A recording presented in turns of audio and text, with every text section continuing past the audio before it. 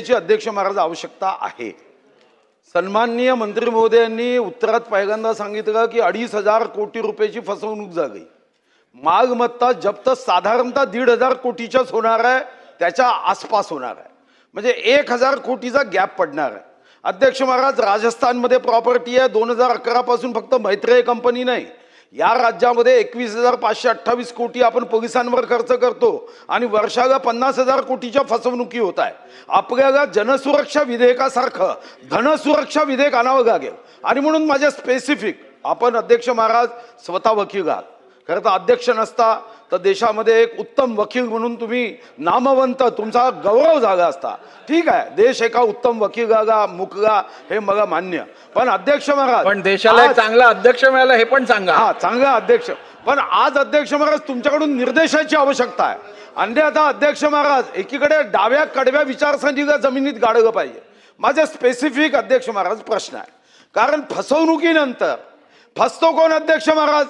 श्रीमंत फसत नाही, भ्रष्टाचारी 2 नंबरचा माणूस फसत नाही, 10,000 रुपये महिना कमवणारा, 1,20,000 वर्षाला कमवणारा, 6 लाख रुपये वर्षाला कमवणारा 2 लाखाची पुंजी इथं गमावतो, कारण त्याला मोह असतो। म्हणून माझा पहिला स्पेसिफिक प्रश्न, आणि तुम्ही समजू शकता, तुम्ही निर्देश द्या।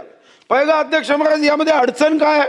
MPID कायद्याचा एक लूफहोल काय की याच्यामध्ये जे कलम 3 अंतर्गत वित्तीय संस्था आस्थापने ठेवीदाराचे पैसे बुडवल्यास 6 वर्ष शिक्षा व 1 लाख रुपये दंड आहे।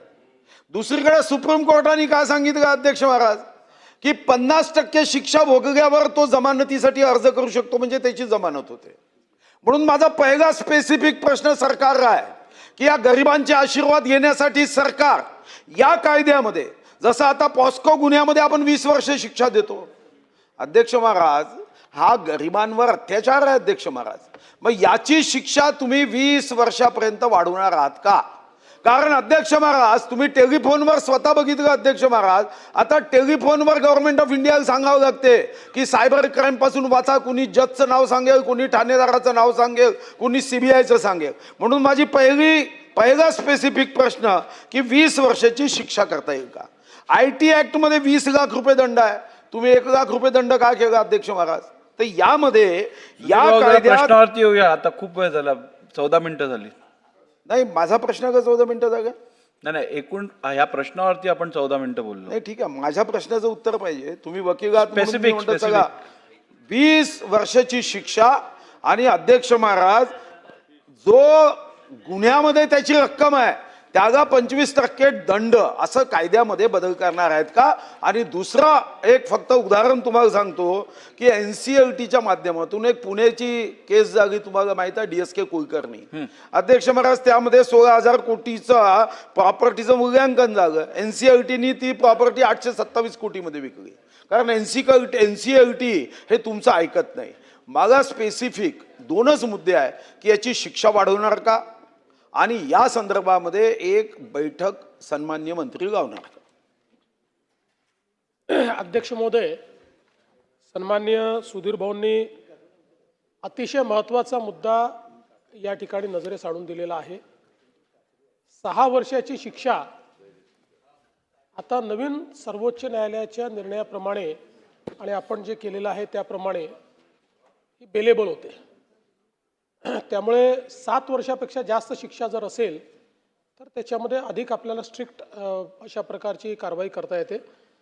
त्यामुळे सुधीर भाऊंनी जरी 20 वर्षाची मागणी केली असली तरी शिक्षा वाढवण्याच्या संदर्भात, आणि जे काही शेवटी कुठलीही शिक्षा ही कमेन्सरेट टू ऑफेन्स अशा प्रकारचीच वाढवता येते, त्यामुळे कमेन्सरेट टू द ऑफेन्स ही जास्तीत जास्त जी काही वाढवता येईल त्या संदर्भातलं अमेंडमेंट करण्यात येईल।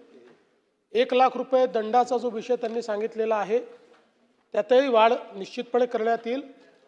आणि तिसरं या निमित्ताने मी सांगू इच्छितो की खूप मोठ्या प्रमाणात हे सगळे ऑफेन्सेस झालेले आहेत। हे ऑफेन्सेस झाल्यानंतर MPID सारखा एक चांगला कायदा आपल्या राज्यामध्ये आहे, परंतु या कायद्याच्या अंतर्गत प्रॉपर्टी जप्त करणे, मग तिच्या लिलावाकरता परमिशन घेणे, मग त्याची विक्री करणे, या सगळ्या गोष्टी खरं म्हणजे आपण फार काही त्यात यशस्वी झालेलो नाही, फार कमी आपण त्यात यशस्वी झालो आहे।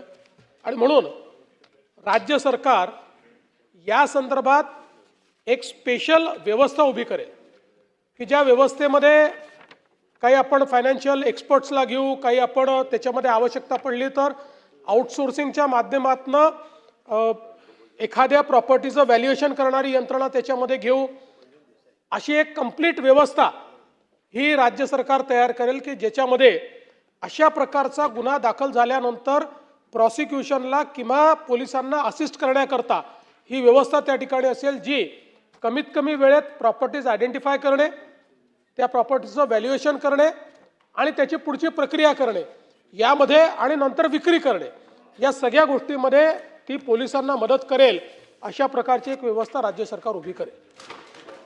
प्रश्न क्रमांक 2